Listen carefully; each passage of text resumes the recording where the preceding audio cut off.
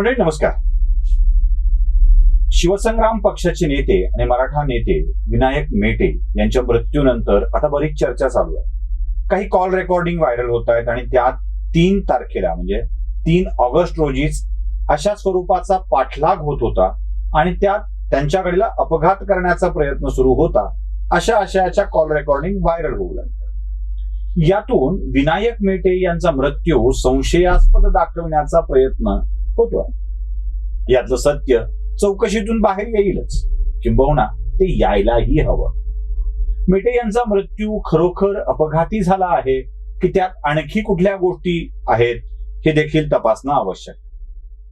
अशा स्वरूपाच्या अपघातांमध्ये अचानकपणे एखाद्या राजकीय व्यक्तीचा मृत्यू होतो तेव्हा अशा चर्चा सुरू होतातच.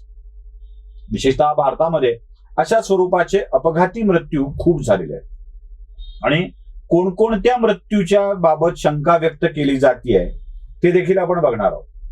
खरं तर मी तुम्हाला निवडक 10 मोठ्या नेत्यांचे मृत्यू यात दाखवणार आहे आणि त्याच्याविषयी शंका होती की नाही याबाबत आपण चर्चा करणार आहोत.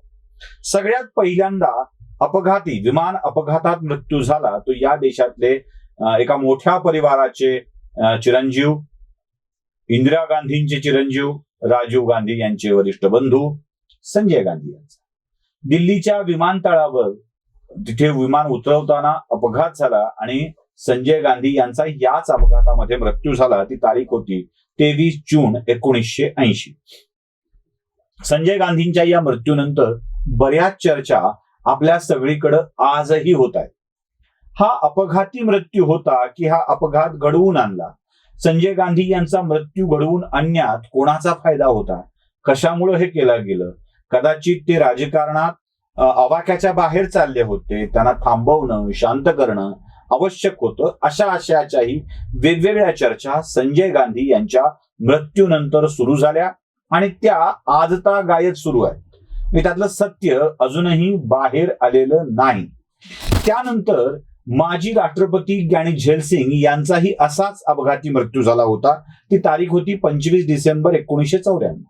झैल यांच्या मृत्यूनंतर मात्र अशा स्वरूपाची कोणती चर्चा या काळामध्ये झाल्याचं आपल्याला आठवत नाही. त्यानंतर आणखी एका मोठ्या नेत्याचा मृत्यू झाला आणि ते नेते होते राजस्थानातील नेते माजी केंद्रीय मंत्री राजेश पायलट. रस्ते अपघातामध्ये त्यांचा मृत्यू झाला. ती तारीख होती 11 जून 2004. 11 जून 2004 ला रस्त्यावर पायलटांचा अपघात झाला आणि तेव्हापासून हा अपघात की घातपात याचीही चर्चा आपल्याकडे जोरदार सुरू झाली.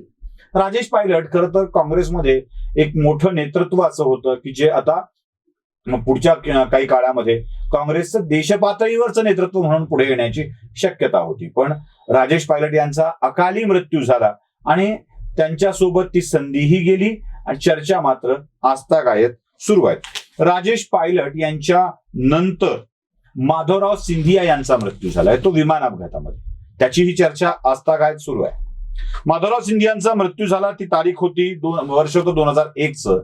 विमानातून काही लोकांच्या सह माधवराव निघालेले होते. एक दिलखुलास राजबिंड व्यक्तिमत्व माधवराव सिंधिया म्हणजे.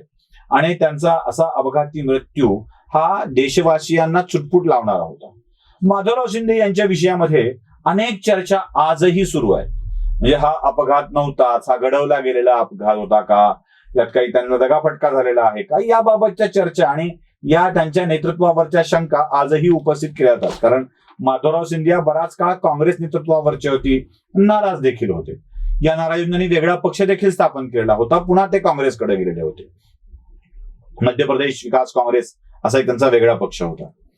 असं पक्षावर नाराजी दाखवून आपलं नेतृत्व स्थापित करू पाहणाऱ्या माधवरावांचा अपघाती मृत्यू हा खरोखर एक चिंतेचा विषय होता.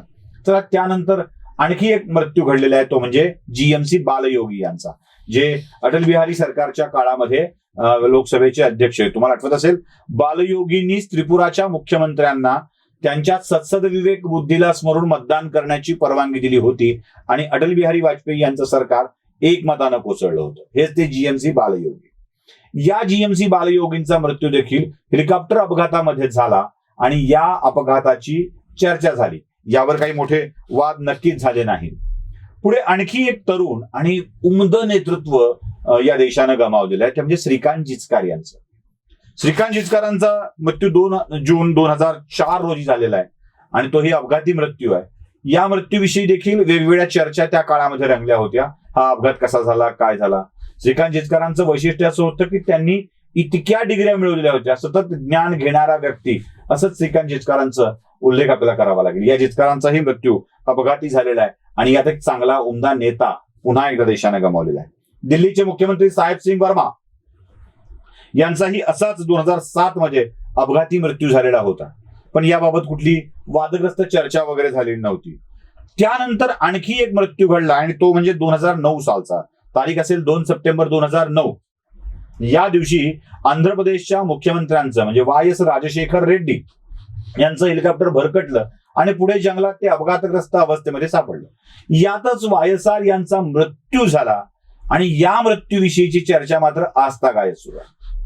वायएसआर हे आंध्र प्रदेशातलं एक असं प्रस्थ झालेलं निर्माण झालेलं होतं की लार्जर दॅन पार्टी अशी त्यांची इमेज झालेली होती. वायएसआरांच्यासाठी लोकांनी जीव दिलेले होते, ते गेले कळल्यावर. वायएसआर राजशेखर रेड्डी यांचा असा अपघाती मृत्यू आंध्र प्रदेशच्या जनतेसाठी एक मोठा धक्काच होता. त्यांच्या मृत्यूबाबतच्या चर्चा आजही सुरू आहेत. एवढ्या चर्चा सुरू आहेत की शेवटी काँग्रेस पक्षाला सोडून त्यांच्या मुलाला एक वेगळा पक्ष स्थापन करावा लागला आणि त्याच काँग्रेसला नामोहरम करत जगनमोहन यांनी आपली वेगळी सत्ता तिथे स्थापन केलेली आहे. अगदी काँग्रेसचीच संघर्ष जगनमोहन यांना करावा लागला, त्यांच्या मुलाला करावा लागला. त्यामुळं वाय एस राजशेखर रेड्डी यांच्या मृत्यूबाबतच्या चर्चा आजही सुरू आहेत. त्यातून कुठलाही निष्कर्ष निघालेला नाहीये. पुढे आणखी एक उमद नेतृत्व महाराष्ट्रानं गमावलं, या देशानं गमावलं, ते म्हणजे गोपीनाथ मुंडे. 3 जून 2014 रस्ते अपघात झाला आणि या रस्ते अपघातात गोपीनाथ मुंडेंचा मृत्यू झाला. या मृत्यूविषयीच्या चर्चा देखील आजतागायत सुरू आहे. अर्थात कुटुंबियांनी त्याबाबत स्पष्टता केलेली आहे की जी चौकशी झाली आहे त्यात आम्ही समाधानी आहोत आणि हा अपघाती मृत्यू आहे हे आम्हाला मान्य आहे. जेव्हा त्यांच्या कुटुंबियांनी देखील हे मान्य केलंय तेव्हा सुद्धा अजूनही त्याबाबतच्या चर्चा होत राहतात. गोपीनाथ मुंडे यांच्या अपघाती मृत्यूनंतर देखील आजही चर्चा अजूनमधून लोक प्रश्न विचारतात, खरंच काय आहे त्याचं, कसं झालं त्याचं, या चर्चा करत राहतात. ज्याच्या 10 मृत्यू आपण बघतोय त्या सगळ्यांच्या चर्चा काही लोकांच्या होत राहतात. म्हणजे त्यातल्या अपवाद ज्ञानी जलसिंग किंवा दिल्लीचे माजी मुख्यमंत्री साहेब सिंग वर्मा ही काही नावांची अपवाद सोडली तर बाकी सगळ्यांच्या मृत्यूंच्या विषयी संशयाचं धुकं निर्माण आहे आणि त्याविषयीची चर्चा अखंड होत राहते. याच पार्श्वभूमीवर विनायक मेटे यांच्या मृत्यूची देखील चर्चा सुरू आहे. विनायक मेटे यांचा मृत्यू देखील अपघाती आहे की घातपाती आहे याबाबत देखील जोरदार चर्चा सुरू आहे. खरं तर या नेत्यांच्या अपघातानंतर अशा स्वरूपाच्या चर्चा या होत राहतात, होतच आलेल्या आहेत आणि त्या चालत राहतात. कदाचित पुढच्या पिढीपर्यंत सुद्धा या चर्चा अशाच रंगत राहतात. जे संजय गांधी यांच्या मृत्यूचं गूढ माझ्या पिढीला नक्कीच माहीत नाहीये, त्याविषयी आम्ही त्याचे प्रत्यक्ष बघणारे पण नाही आहोत, पण सतत त्याबद्दलची चर्चा होत राहते, सतत समोर येत राहतं. तसं आता या सगळ्या मृत्यूंची चर्चा देखील होणार आहे. या कुठल्या तरी मृत्यूच्या चर्चाबाबत काहीतरी निष्कर्षापर्यंत येण्याची आणि क्लिअर करण्याची जबाबदारी खरं तर या देशातल्या तपास यंत्रणांनी घ्यायला हवी. ती यंत्रणा घेतील आणि बऱ्याच मृत्यूवरचं गूढ उघडतील, पडदा उघडतील अशी अपेक्षा करायला हरकत नाहीये. पण या सगळ्या अपघाती मृत्यूमध्ये आपण काही चांगली नेतृत्व गमावतो आहोत. आपल्या हातून हे नेतृत्व निसटून जात आहे, काळ त्यांना दूर घेऊन जातोय. हे नक्कीच चिंताजनक आहे आणि दुःख व्यक्त करावं असं सुद्धा आहे. नमस्कार.